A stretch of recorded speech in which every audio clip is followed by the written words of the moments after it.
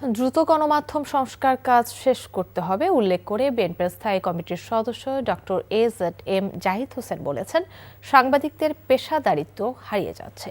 জাতীয় প্রেসক্লাবের সংবাদপত্রের কালো দিবস উপলক্ষে আয়োজিত আলোচনা সভায় তিনি এই কথা বলেন। ১৯৭৫ সালের এই দিনে তৎকালীন শেখ মুজিবুর রহমানের সরকার সব পত্রিকা বন্ধ করে দিয়ে 4টি পত্রিকা সরকারি ব্যবস্থাপনায় রেখে বাক স্বাধীনতা ও সংবাদ মাধ্যমের স্বাধীনতায় দমনমূলক পদক্ষেপ নেয়। দিনটি উপলক্ষে আলোচনা সভা করে বাংলাদেশ ফেডারেল সাংবাদিক ইউনিয়ন ও ঢাকা সাংবাদিক ইউনিয়ন। এ সময় সাংবাদিক নেতারা গণতন্ত্র এবং সুশাসনে সংবাদপত্রের অবদান তুলে ধরেন। সেই সাথে গত 15 বছরে সংবাদ মাধ্যম এবং সাংবাদিকদের উপর নির্যাতনের কথা উঠে আসে। যে আপনি স্বৈরাচারের দোষর, কর্তৃত্ববাদিতার দোষর, এটি কেন হলো? পলিটিক্যাল বিলিফ ছিল, এই হয়তো ইন্ডিভিজুয়ালি থাকতে পারে, প্রফেশনের মধ্যে একটা রিফ্লেকশন ছিল না।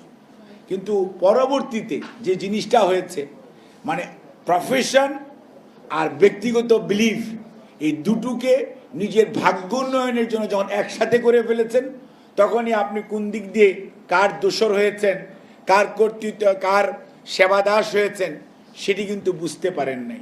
বান্ডেল থাকলে প্রতি সেনমানিতে টাকা বাঁচবে। বিকাশ সেনমানি বান্ডেল কিনে জিতুন প্রতি লেনদেনে।